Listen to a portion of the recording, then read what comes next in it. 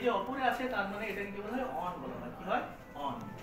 এইবার এই যে এটা উপরে ছিল এই জিনিসটাকে আমি কি বলতে কাপের ভেতরে দিয়ে দিলাম। কোথায় আছে বা ভেতরে আছে, কোথায় আছে ভেতরে।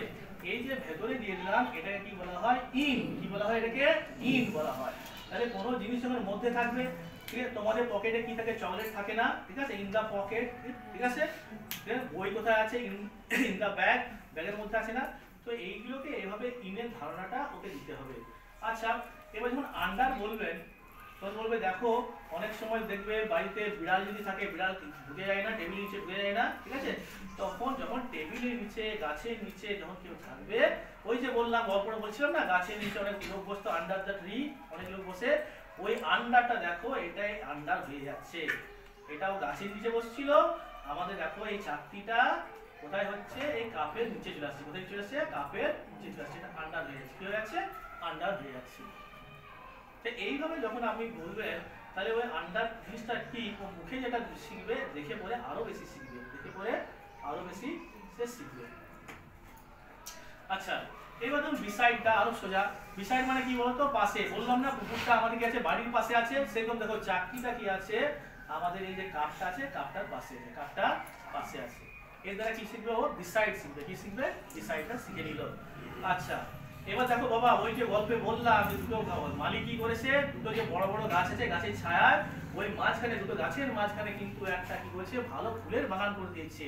তো ফুলের বাগানটা কোথায় আছে মাঝে আছে, কটা গাছের মাঝে দুটো গাছের।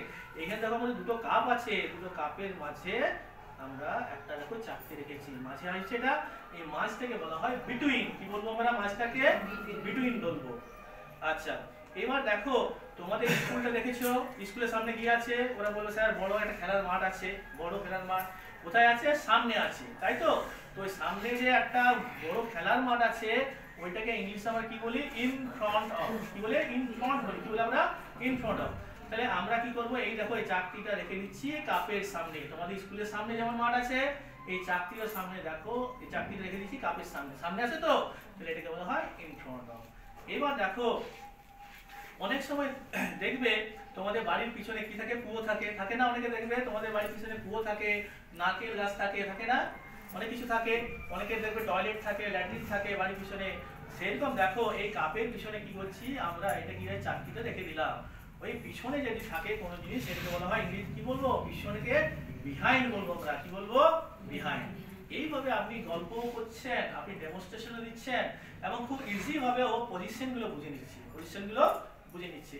আরো প্রচুর অজস্র ইয়ে আছে প্রিপোজিশন আছে, কিন্তু বেসিক যে প্রিপোজিশন আছে ওদের যে এলিমেন্টারি এডুকেশনের ক্ষেত্রে ফাউন্ডেশনাল যে ইয়ে আছে লিটারেসি আছে তার মধ্যে এইগুলোকে ইউজ করবেন, ওদের পক্ষে সহজ হবে, কারণ হায়ার স্টাডিতে ওগুলো শিখবেই ওরা, ঠিক আছে। তো এইভাবে কিন্তু ওর একটা ধারণা গঠন হলো কি সম্বন্ধে, প্রিপোজিশন সম্বন্ধে একটা ধারণা ও অলরেডি গঠন করে ফেললো। লার্নিং আউটকাম কি এলো এর থেকে বলুন, লার্নিং আউটকাম আমি পড়ার মধ্যে বলে দিয়েছি, দিদি বলুন লার্নিং আউটকাম কি আছে এর মধ্যে দিয়ে আমরা লার্নিং আউটকাম কি পেলাম। প্রিপোজিশন প্রেজেন্ট তো বলা যাবে না, না বলুন বলুন আপনার ধারণাটা বলুন না, আপনি মানে প্রিপোজিশনের ধারণাটা ওদেরকে দিতে পারলাম, পাশে পেছনে সামনে এই অভিজ্ঞতাটা ওদেরকে যেতে পারে। নাউন আর প্রোনাউনের সাথে প্রিপোজিশন একটা কি আছে রিলেশন আছে, রিলেশন আছে, যোগসূত্র আছে, তার একটা বেসিক নলেজ ওদের তৈরি হলো, ঠিক আছে।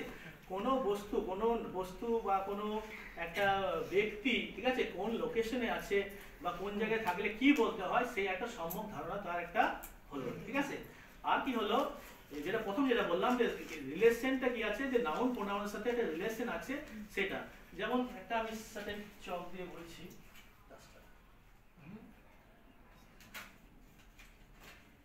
দেখালে বুঝতে পারবেন ক্লিয়ার বিষয়টা, বা অবজেক্টের সাথেও একটা রিলেশন রয়েছে।